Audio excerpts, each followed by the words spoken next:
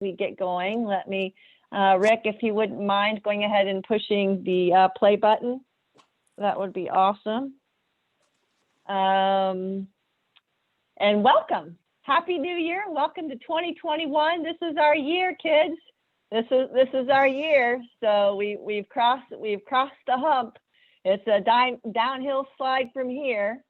So I got an email from our zone director-elect Elizabeth Yusevich, and she said something to the fact that all the planning is done and now it's time for action. And I'm like, oh, that's a little frightening because I'm not sure all of my planning is done. Do you guys have all your planning done? Are we ready to roll? No. So anyway, so it's all good. It's all good. So we are in the downhill slide, but this is the time really to start putting some ideas down on paper to kind of go through those strategic plans and visioning and using some of the material there on Rotary International site for the club health check if you so desire. So this is the time to start rocking it. And I'm really excited about our speaker who is here today with us. I don't know if anybody has the opportunity. First off, let me introduce Dana Vogelmeyer is on the call. She is the chair of our district training team, and she's a fabulous lady. And if anybody's had the opportunity to attend some of her master classes, she's been holding master classes once a month and on different topics. And I was introduced to Ann through one of Dana's master classes. And when I heard Ann speak, I'm not sure if anybody had the opportunity to attend that master class, but when I heard her speak, I thought she was a great person that we should include in our curriculum for the president-elects, because she's all about kind of leading change and change management and that kind of thing. And I know that we are certainly looking at our clubs a little bit differently than we looked at our clubs a year or so ago. So everything is a lot different. And with difference and with shaking it up, we have a lot of opportunity to do some new things. And so I wanted to invite Ann to share some of her concepts, her theories, her ideas, and just to kind of assist us in thinking about, our year as we move forward and how it's okay to make some changes and do some things differently. And Ann, I've got one of, I've got a little bio here from Ann that we used, I think, for the master class. Ann Ralston she's a certified scaling up coach. She's also founded Ralston Consulting, which is a woman-owned family business since 1998. Clients are multiple industries from scale-ups to Fortune 50 and social enterprises. She's also a 20-plus year Rotarian. So she's a Rotarian, so we got to give her a shout out for that. That's woohoo. 20 years is awesome. Woohoo, there we go. But she's got some great information to share with us. So without further ado, Ann, if you would like to go ahead and take it, that would be Great. Awesome. Thank you. First off, congratulations. I'm excited to meet you, and it's so good to see a few old friends. There are lots and lots of new faces, but I know Wolf very well. He and I were in Dublin AM for quite a long time together, and Dana and I are Columbus Rotarians, and so I've had the pleasure of working with Dana on actually Columbus Rotary's visioning activities over the last couple of years. So just a little bit more, just if you needed a little bit more credibility, I have been president of the Dublin AM Rotary Foundation not once but twice, and also the president of the club. So I know what you're stepping into. And let me just do a quick screen share. I'm not sure how much of this we're going to use, but desktop 2, let's use this one. Can you see my screen? I lost you guys. Yeah, I can see it. So I think you're good. Yep. Okay. So, I see what happened. Just a second. My Zoom just jumped away from me. So I wanted to share this quote from Jim Collins. I love his stuff. He's got a new book out that is, if you are a business owner and really want to learn about leadership, it's BE 2.0. It's a rewrite, but he's got a lot of good information for 2020. So insights from 2020 on a book that he wrote probably 25 years ago. But this quote I thought was particularly interesting, given that it was written in 2011. And so I do believe there's no new normal. I don't think Rotary is ever going to be the same as it was 2 years ago or 2 years ago when you stepped into this, agreeing to this role. So I also believe, see if I'm going to go the right way. I also believe that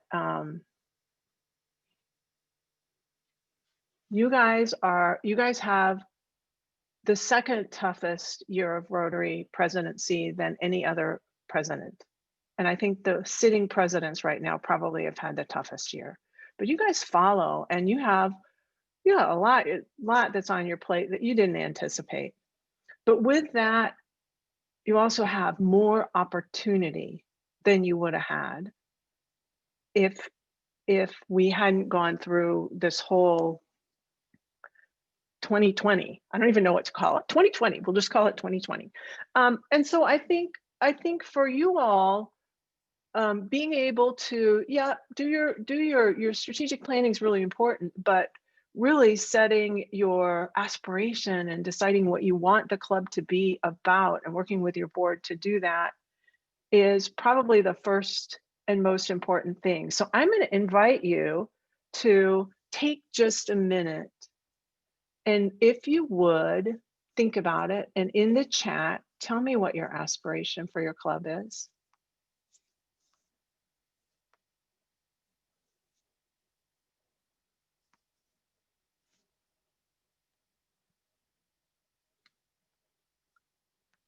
And everyone can see all the chats, can't they, Rick? Yes, the chat is public. Okay, excellent. So I can read them. Yeah. Yeah.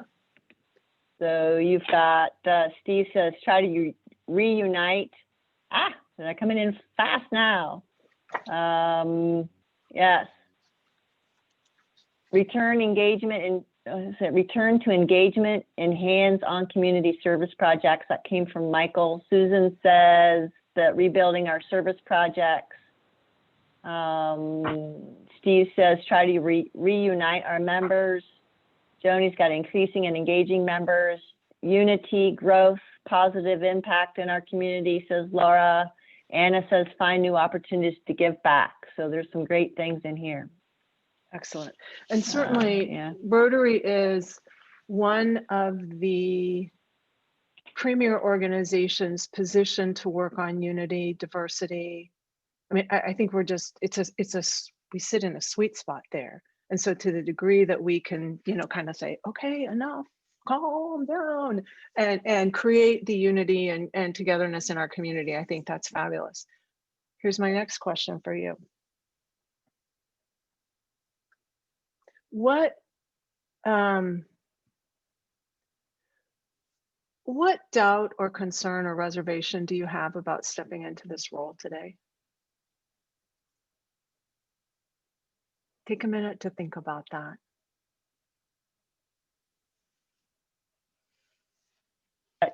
Amanda says being taken seriously by our members. Dawn says, I don't know what I don't know.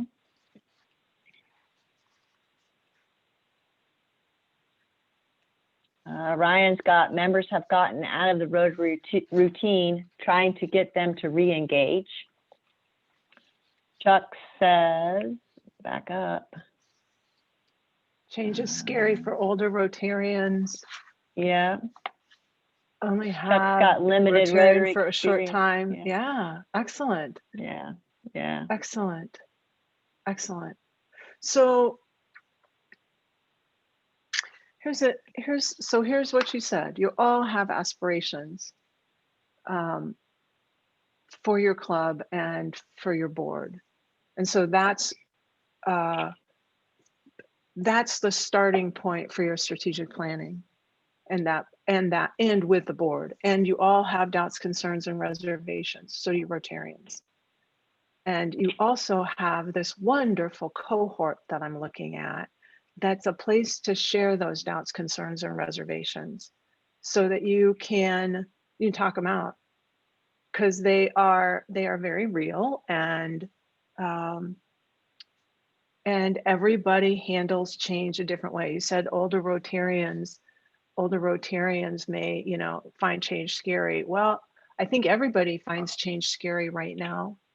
I think our older Rotarians, I've got to give them credit, because they've been Zoom warriors for never having touched Zoom. They're doing brilliantly. So I think that has been just a huge learning for people.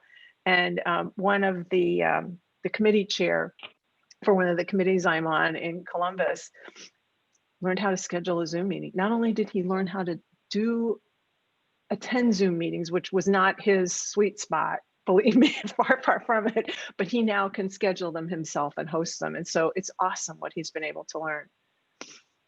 So let me give you a couple models, and then I just want to toss this open and say, how do we clarify? What do you need to talk about? What information, what kind of conversation can we have? But I want to share this process of change. It's let me explain it.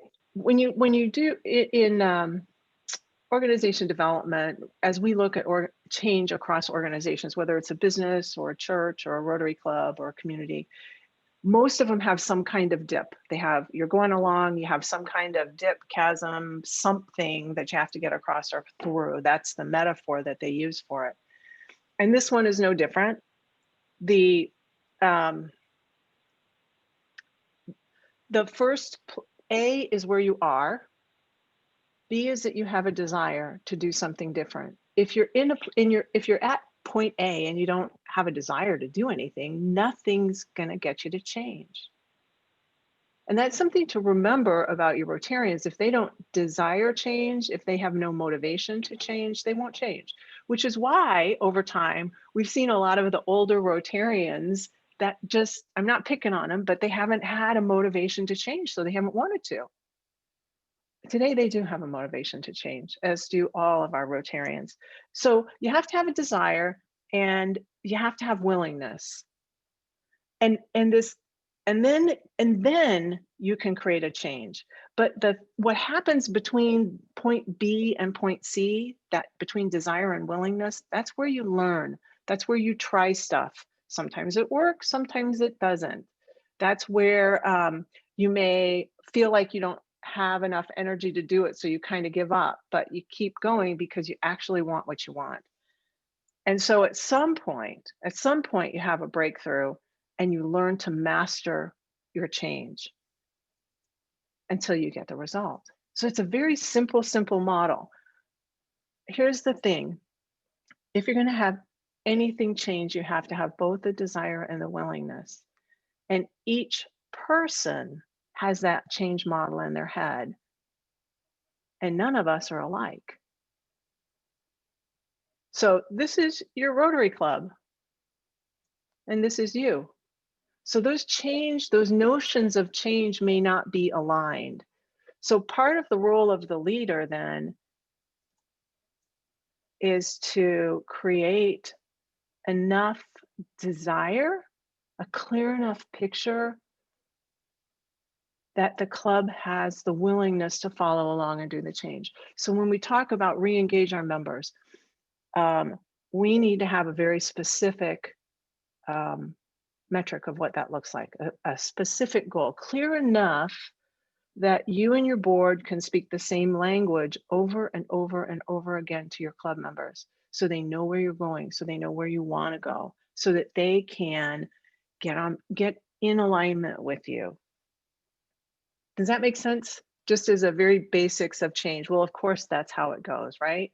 But we don't think about, let me say, I didn't think about it, and I could ask Wolf, did you think about this too? We don't think about, everybody's doing the very best with what they have as far as a mental, mental construct, the mental set that they're coming into change with.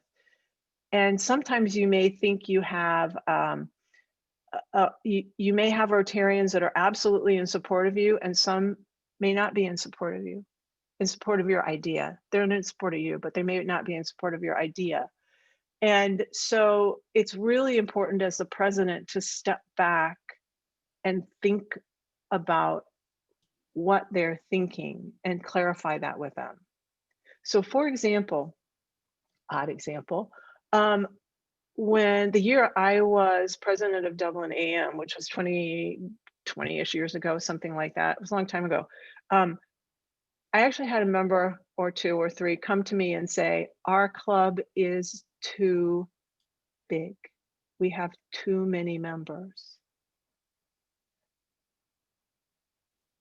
What do you do with that? I was like, wait, I thought we were growing clubs and this club is too big. So what's going on with that?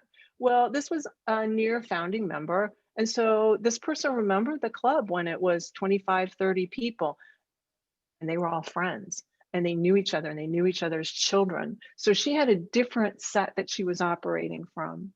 It's really important to see that. So one of the principles I would leave you with is everybody is doing the very best with what they can. And as a president and your board members as well, encourage them to step back and try and understand where people are coming from.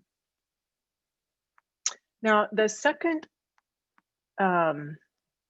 principle that I want to share with you is this. This is another, this is a model of, it's called creating, actually, advancing structure or structural tension. It's how creators create stuff, whether they're artists or cooks or musicians or painters or business people. When they're really about creating, they first and foremost start with an end result. Stephen Covey, start with the end in mind. They start with an end result. And that end result needs to be, like I said, specific enough that your board understands what it is. And of course, this is built with your board, but you also have this consistent message that goes to your club. The second step is to understand where your club is currently and recognize that that creates a, let me see if I have it right here. It creates a tension. Yeah, it's mine. It creates a tension. There's a difference. And so it works like this giant rubber band. And the more different they are, does the tension get, if this is really far away from this, if the end result's really far away from the current situation, does the tension get bigger or smaller? Put your thumbs up is bigger, thumbs down is smaller, thumbs across is neutral. Yeah, it gets bigger and it gets bigger and bigger and bigger and bigger. Right now, we're in a place where the current state is probably really far away from what we want. And so that tension is part of what you guys are feeling. You can let go of what you want, no tension. You resolve the tension, but you still want what you want. You can change what current reality is, so not look at the facts, or you can study both and learn to use this tension, it's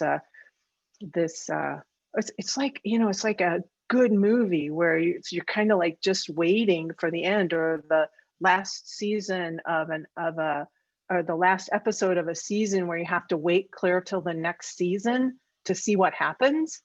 That's the tension that you feel. And so learning to work with this is super important.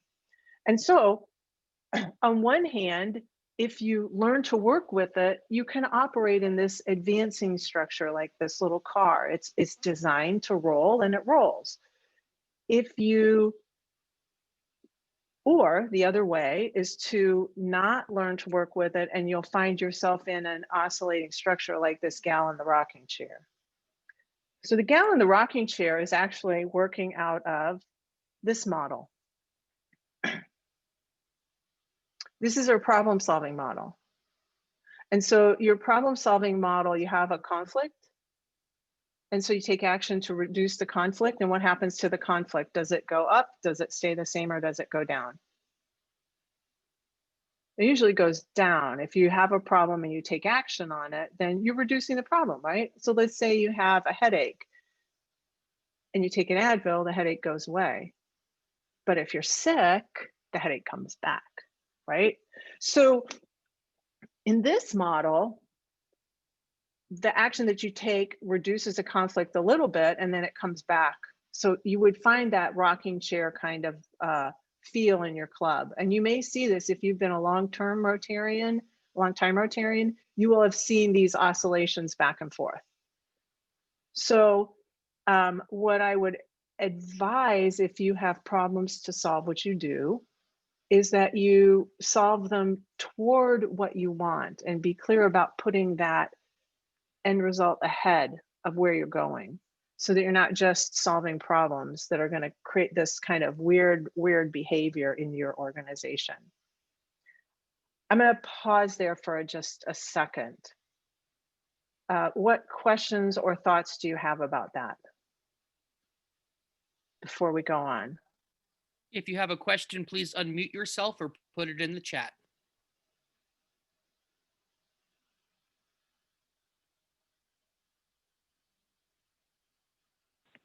I've stunned you.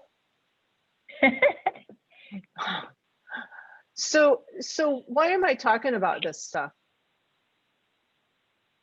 I mean, this is the very basic fundamental of any kind of leadership, is helping guide your organization forward. If you have that vision, how many of you, by show of hands, are in the visioning process right now? Pretty much everybody. If you're not, are you planning to start in the next month or so? Yeah. Okay, good. Because your visioning process, your direction for your club over the year is going to tell you who needs to be on your board, how you can design your organization so that you don't need to herd cats, right? Yeah. Right? I mean, it's like, so you want to design your organization by surrounding yourself with the very best people. So who first? Who are the great people that are going to do the best work for you? Put those in your best committees, the ones that are most important. And then with a clear enough vision and good delegation, turn them loose. And then it's not about empowering. There's in the Jim Collins book, and I'm sorry to quote Jim Collins, I love his work, but I'm right in the middle of this new book. In his methodology, he says first who, then what. So getting good people on first, and then talking about what they're going to be doing. If you do that and you have good people, you don't need to manage them because they're self-managing. And that's the kind of person you want on your board or in your key committee roles. That would be a wonderful principle for you to operate on. And some of the points that you, I'm sorry, the point that you made about, the board, you're talking about the board, you guys probably know this already, so I'm not telling you something you don't already know, but you do have your board, you're not in this alone, and it's not all you. So, having those great conversations with your board and just hashing out, what is the vision of the club, because you do have a great opportunity, as Ann has already mentioned, as far as, making some changes and leading the club out of this COVID situation into something that's going to be completely different and completely new.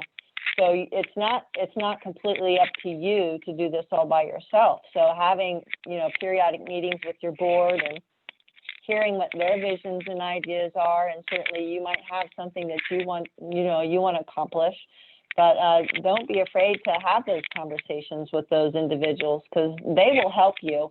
And as she's mentioned already, once you get the board behind you, and then you've got kind of a unified group, then it's going to help to share that story with the members, and then you can get the members on board as as we come out of this COVID thing. Because I really see us all as rising phoenixes. We're going to come out of the ashes of this crazy thing, and so we've got some great opportunity ahead. So I think we should be bold and look at things that we've never looked at before, because we have great opportunity.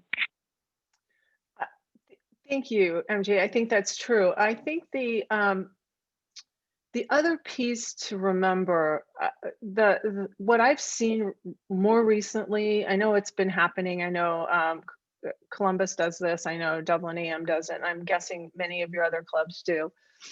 Is when you have a leadership, you have these, you have president-elects and you have the vice president and the president. You have that stream, and then you have the past president. That's 4 years of organizational memory.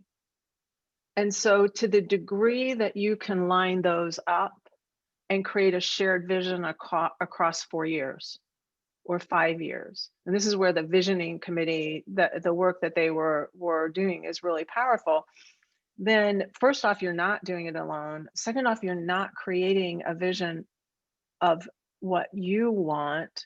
Specifically, you're creating the vision for the club with the club. And if you were to create a radically different vision, I think it would be challenging for the club to jump on behind you unless you had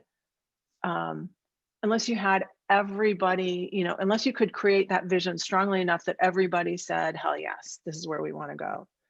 Because the Rotary organization, it's a fascinating organization. Let me share this. I used this metaphor before, and I don't know if it'll fly. Just a sec. Oh, well, you can look at it this way. Here, let me pop this up. You can see it bigger. The metaphor here is, is a houseboat versus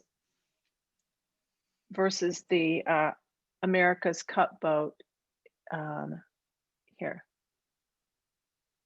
Oops.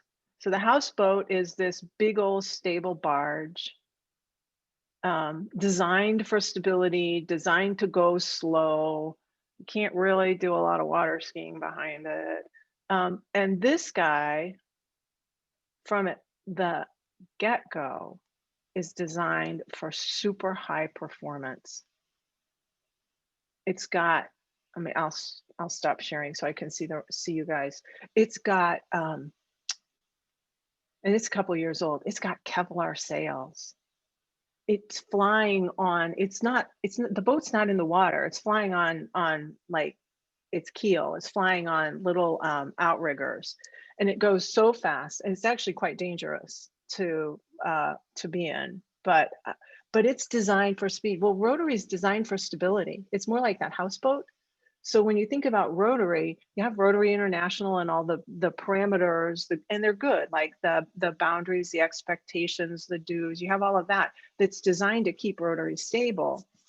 And then you have a series of presidents that come and go, and there are different levels of leadership and different visions. And so they create an oscillation somewhat inside the club, but the board and Rotary International is there as a stabilizing force. So if you want to change the organization, you have to create enough of a vision that stabilizing organization kind of gets sucked into the wake and follows along behind you. So I'm talking about intentionally designing and structuring change into your organization. It's not a if you build it, they will come kind of thing. It's a very intentional activity. And it requires that you, again, have a clear picture, but you also can tell the story of that picture. One of the things that Dana and I worked on with Columbus Rotary is the notion of a flywheel Flywheel is like a great big heavy wheel that you have to push really hard to get started. And then once you get it started, if you keep pushing hard, it can go faster, and then it can go faster and faster and faster yet. And it requires, I wasn't going to bring this in because I didn't want to get into a lot of detail about it, but it requires focus, and I'll share this one with you because this is the general framework for our social sector organizations. All have something similar to this, and I bet if you looked at it, I'll share this. If you thought about it for your organization, I would guess that you could create this, and I'll give you a direction on where you can learn more about it. But in the social sector, a flywheel behaves like this. We attract people to our organization, and with them, they bring their time and their money and their passion. And with that time, money, and passion, we can build out the strength of the organization. We can build our own leadership. We can build out projects that engage our members. And if we track those projects over time and can prove we're making a difference, then we have this wonderful story we can tell not only our Rotarians, but our friends and the community, which attracts more people to the organization. And so that becomes a flywheel. And that's where, have you ever, again, I'm going to stop sharing here. Have you ever been to one of your Rotary meetings and you went to work after that? Mine used to be in the morning, now in the afternoon, but you went to work after that and you just told people what you heard. Just heard this person. They were really great. And here's the story. And you've had people lean in, and have those people you've invited to other meetings, I'm guessing. And that's that storytelling power. So this is, again, that storytelling power of presidents with the presidents and their board with their purpose. It's creating part of that flywheel and then capturing the stories and telling them in a way that people want to engage in them. One of my mentors or my role models as a president was a woman named Sandy Morkel. And she was awesome. And part of the reason she was awesome is she was amazingly passionate, and she knew how to tell a story. She knew how to engage the emotion of the members of the club, which sucked them in. They, if you have a good story and you're on Zoom, people lean in to the monitor because they want to hear more. And she brought so much storytelling to the organization that you would cry. And you would want to be engaged. And so one of her projects was an orphanage in Honduras, and the club got behind that project for years. And so I challenge you to think about that flywheel.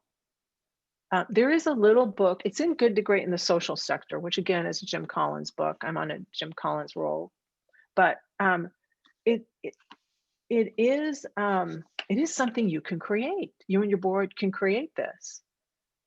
And when you see it, you can also see where it's broken. And oftentimes I think where it's broken in Rotary is we don't tell those stories in a way that are big enough and passionate enough that get people engaged. So Dana, are you still on, Dana? I don't see everybody. Let me get. Yes, I'm here. Can you talk a little bit about the power of that flywheel and the stories, what we learned when we did that, why it could be a good thing for these guys to look at? Yeah, do you mind pulling up that social sector flywheel again? Yeah, I'll be glad to. In our strategy sessions, what we did was kind of looked at the different stages of the flywheel and asked ourselves questions about how we felt how good we were at any particular area. So how good are we at attracting Rotarians, attracting believers in Rotary? And we used like a Likert scale and asked ourselves, to grade it, and then tallied those and put the number up. And then all the way around, we did that. And where we were weak, we really started focusing on some better action plans so that we could move that up. But you have to keep all of them going in order to start getting some good momentum and some outcomes. And we had little breakout groups, if you will, that kind of became subcommittees of this big committee and had each area. So for example, attract and keep Rotarians is one that I'm on for like membership. And we put together 4 goals, and then we're working towards all those and measuring our goals. And we've built in an accountability piece where we report to the board on how we're doing. And that way, if our flywheel doesn't start spinning and getting some good results, we can make changes to it where we need to. So a big part of our deficiency was in telling our story, bragging about the great things we do. But another deficiency was we were spread doing so many things that it was hard to pick a story to tell. So we really had to start focusing on what do we want to be known for, and where do we want to put our efforts? And so that's part of where we are now too. Great, thank you. Let me just shoot this one up on the screen too. This is, and I will be glad to share these with you, but this is the essence of how you do that flywheel. And this was, CRC is Columbus Rotary Club, but you write down the successes that you've had, like the big successes that your organization's had and the ones that you can repeat. And then you also write down the disappointments or failures that you've had, and you compare them, and you start to study why the successes were successful and why the ones that didn't work so well, and start grouping those things together and you end up coming up with something like I had on the screen where, our goal was to attract and keep Rotarians so that we could strengthen the club, so that we could do good work, so that we could measure results over time and tell the story in a way that captured the hearts and hands and passion of people so that we could attract Rotarians. And you see how that energy builds and builds. And over time, especially if you have that 4-year cycle of presidents or leaders, you can really get that going. So I think that's a really exciting possibility for you guys.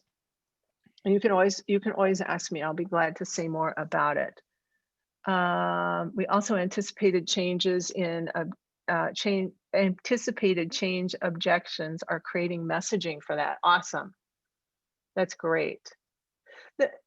And so that takes me, go ahead. This is Rick. This is a 4-minute warning before we go into our breakout rooms. Okay, excellent. So here's a question for you. And let me talk about one more thing, and then we can go into breakouts. But the question is going to be of all the things we're talking about. We've talked about a number. What are you most interested in taking on over the course of the year? Are you talking about, what are you thinking about on how people think about change? What do you think about the flywheel? What do you understand about how your organization is actually structured and how it behaves? Because it'll behave the same way president over president over president, because that's how it's designed. It's actually designed more like the houseboat than it is the big sailboat. The last point I want to make is about doing experiments. So as you take on new stuff, you don't have to roll out this big ta-da. You can try small things and test to see if they're going to work. And I'd encourage you to do that, even in the communications with Dana and team anticipating challenges. They can float little messages out and see how they play. And then they can do a bigger message, and then they can do a big presentation. So it's a principle of experimentation or de-risking that you can use in anything that you're taking on. Small incremental steps that don't cost a lot of money to test and see if your idea will work. And that's what we do in design and innovation all the time.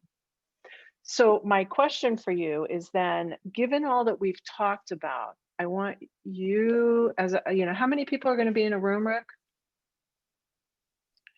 There'll probably be about 5 people in each room. Okay. I'd like you to discuss the principles that I put on the table for you and how you think they may affect your organization, and what is the one burning question that's not resolved from that group. It may be how to implement it. It may be something totally different, but come back with one question that needs to be answered that you won't be happy if it's not answered.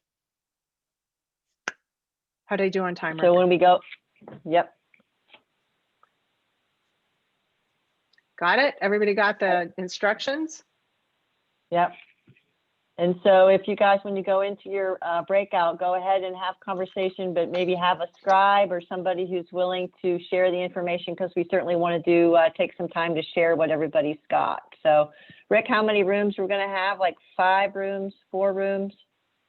I can recreate that. We have 7 rooms right now, but I can recreate it to do a larger number in the rooms. Nope. 7 is good. Let's just do 7. Smaller groups better. Yeah. 7, that's fine. And how long will we have? 10 Let's minutes. do about 10 minutes. Perfect. Great. If any AG sees that they're in a room with another AG, please message me and I will move you. So go ahead and click the join, and you'll need to unmute when you get into your rooms. So.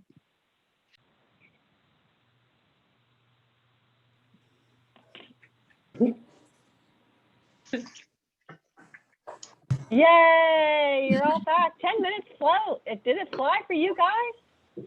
Did you have, Yeah. That was the fastest 10 minutes ever, right? so what was the quality of the conversation? This is I asked you to do this before. This is what you call a thermometer. It's a great tool for Zoom.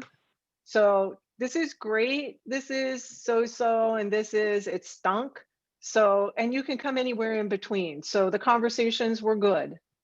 So could we have a few people tell us what their burning question is, or what the most insightful thing was that your group came up with or wanted to know? Yeah, I'll go ahead and go. Excellent. Oh, sorry. We just talked about, with COVID coming around, a lot of things have changed, and like you were saying, there's not really a new normal. It's just a continuation. So how can we engage members?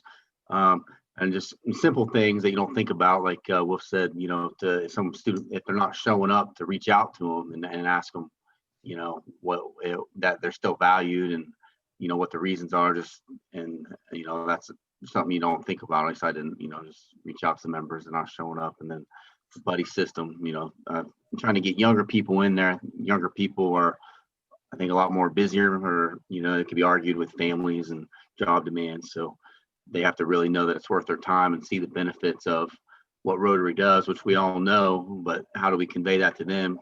And then they have to feel like they're valued to want to spend their time, because their time is very valuable. They don't want to lose time spending with their families. So Excellent.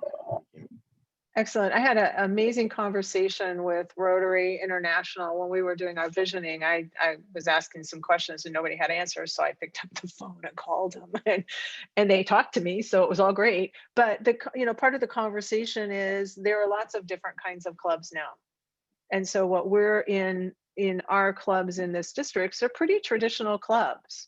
We get together once a week. We have it's pretty traditional like that. And there are other clubs that are organizing in different ways, that they may get together once every 2 weeks. One week is a club meeting, 1 week is a service project. And so, and that's more appealing to young people with children, because they don't have to make as big of a commitment. And so, part of it is exploring other opportunities and thinking about if there's a different way you guys can operate. That'd be one thing. Who else? Thank you, Shane. Who else? And our group talked about making the transition from Zoom only back to the in-person meetings, and how that's going to shake out.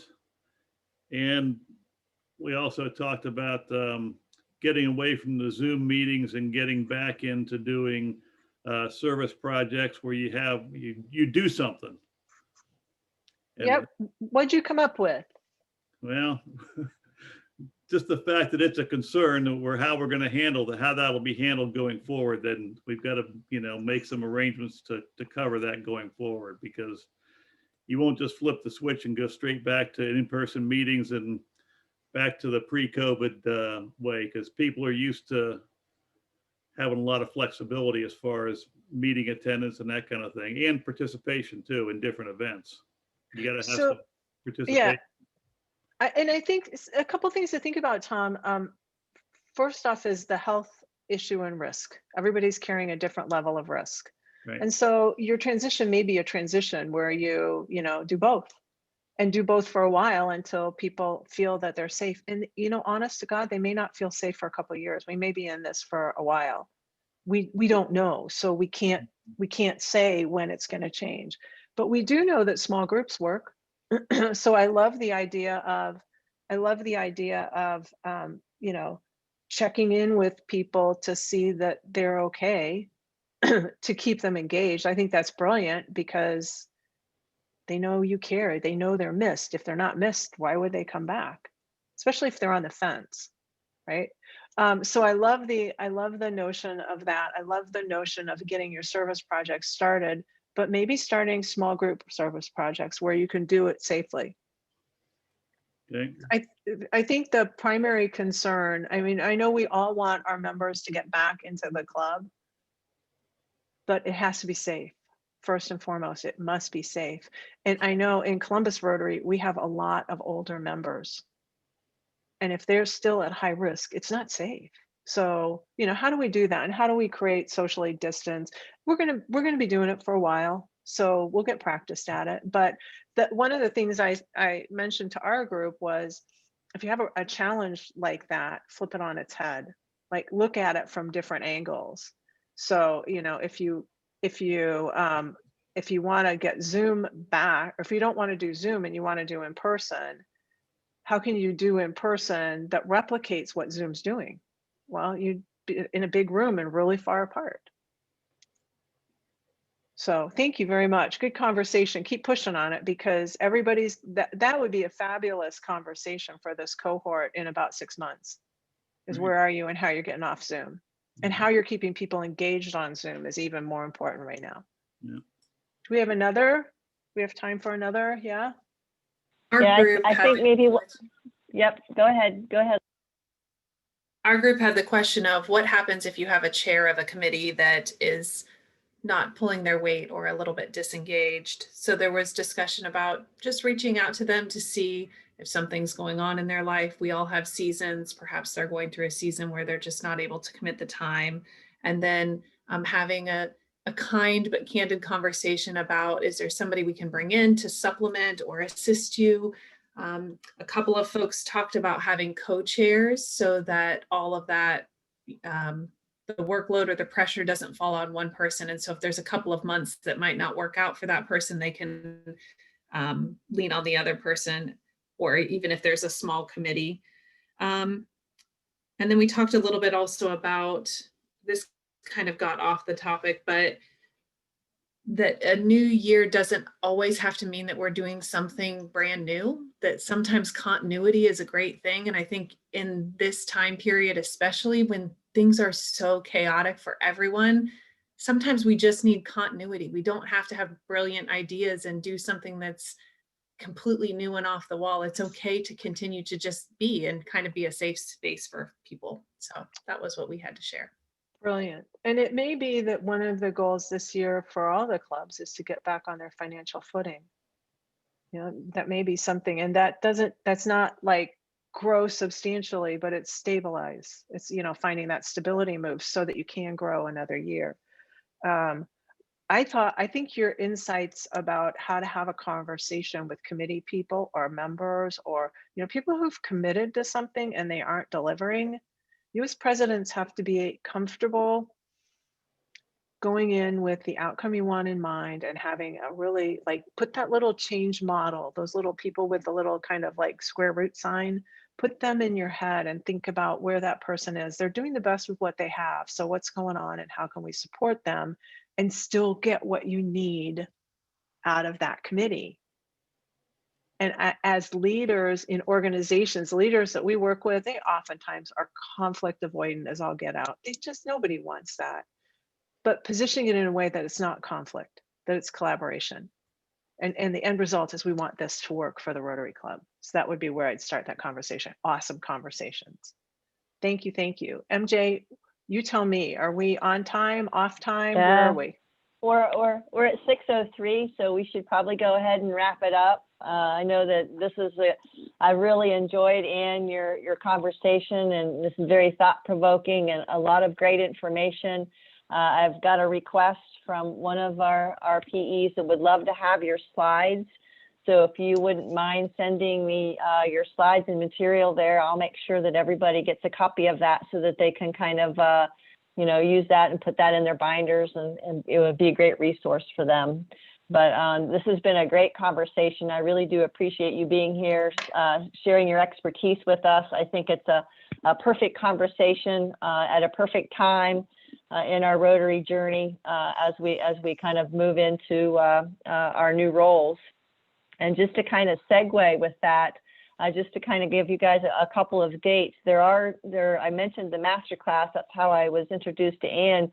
But Dana is having a masterclass next Tuesday, the 19th. It starts at 5 o'clock.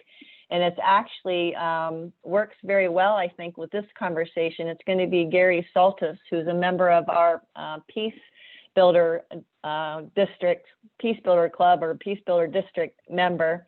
And he's going to talk about how do we show up in our clubs and our work in our homes, and how we show up basically kind of affects our world and affects those individuals around us. So when Laura talks about, having those candid conversations and conversations maybe with individuals that are having issues with being in the position of a chair position that maybe are not doing what they need to do. What Gary's got to say, I think, is going to be very instrumental. So if you have the time and the opportunity, I would highly suggest that you tune into this masterclass next Tuesday at 5 o'clock. If you have not seen the link, I will make sure you get the link. So if you're interested, just let me know, and we'll get you the link. But I think it rolls really well into what we've just talked about today, and will kind of help to build on our conversation. And unfortunately or unfortunately, that very same day after the masterclass is a membership roundtable. Jenny Stotts, our district membership chair, is having a membership roundtable conversation, also obviously via Zoom. So if that's not something that you've got the time for, but maybe your incoming or current membership chair or members of the membership committee would be interested in participating, I highly encourage you to participate that, because her topic is building an effective membership committee and working collaboratively with club leaders. So again, that ties very nicely into what we've been talking about today. And then the final reminder is pets. Hopefully everybody has that on their calendars. It is March 11th, 12th, and 13th. It'll be 2 hours in the evening. My apologies, but it is 2 hours on the 11th from 6 to 8 p.m., 2 hours, 6 to 8 p.m. on that Friday, the 12th. And then it'll probably be less than 3 hours, but please block off 3 hours on Saturday from 9 to noon. Registration is intended to go live, I think, the week of January 24th. I'll shoot everybody an email once the site goes live, but you will want to register. And we have a great lineup.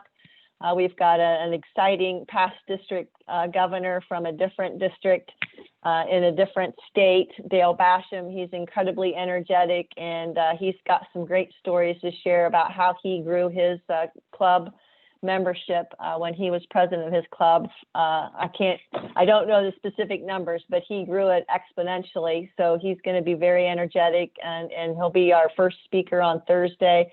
Jenny Stotts will be speaking with us on Friday, and then we will have our Rotary International President-elect Shekhar Mehta will be with us on Saturday.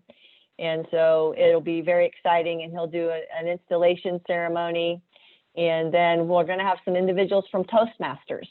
So talking about telling your story, Toastmasters is going to help us tell our story. So everything, I love how everything is just connecting today.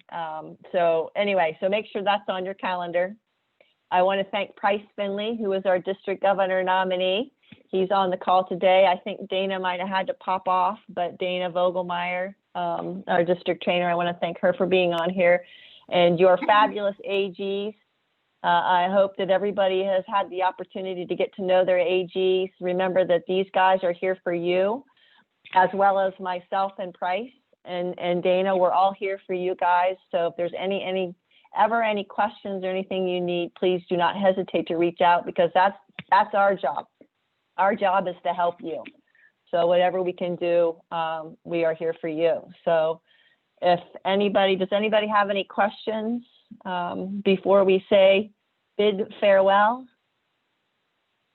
Well, I'm very excited because the next time we get together in February, we will know our theme. Because you think 2 hours is bad. I have 11 days of training coming up starting February 1st, from February 1st to February 11th. So this is my last training for district governor, but I will find out what our theme is. So I can't wait to share it with all of you. So it'll be exciting. So exciting times, everyone, exciting times. So if there are no questions, have a wonderful evening. It's good seeing all of your smiling faces. Thank you so much for your time. Thanks, Thank you, MJ. Ann. Thank you, Thank you, Rick, for keeping us in line. Yes.